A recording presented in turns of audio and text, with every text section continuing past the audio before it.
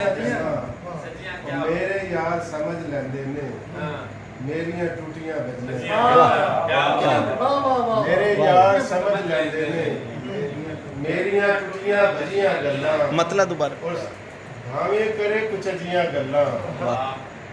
ओदे मुंह ते सजियां वाह गल्लां। क्या बात है, क्या बात है। मेरे यार समझ लेंदे ने मेरियां टूटियां बजियां गल्लां। और सच परचियां दा नहीं मौका। सच परचियां दा नहीं मौका।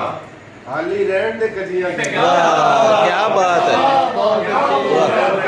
सच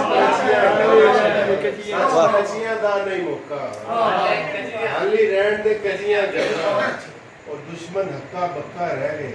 अच्छा दुश्मन हक्का बक्का रह गए। साड़ियां पेड़े च गजियां गल्लां। क्या बात है, वाह खूब है। दुश्मन हक्का बक्का रह गए। साड़ियां पेड़े च गजियां गल्लां। तो खबरे मुखबर कौन है विचों। खबरे मुखबर कौन है विचों। अपनन गैर नु सजियां गल्लां। सजियां दा जवाब नहीं है। खबरे मुखबर कौन है विचों। वाह अपनन गैर नु सजियां गल्लां। एक शरीक दे सीने दे विच गोली वांगू बजियां। वाह वाह वाह वाह वाह दोबारा पढ़ वाह। एक शरीक दे सीने दे विच गोली वांगू बजियां गल्लां। शुजात साहब रजिया बंदा कर सकदा है।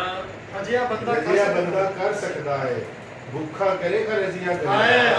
वाह वाह रजिया बंदा कर सकदा है। भूखा करे का रजिया गल्लां। तो बंदा शीशे तू भी झकदा है। बंदा शीशे तू भी झकदा है। इन जुड़ावन धजियां गल्लां। इन जुड़ावन क्या उम्दा गजल है, वाह वाह। हाथ मार कल्लू।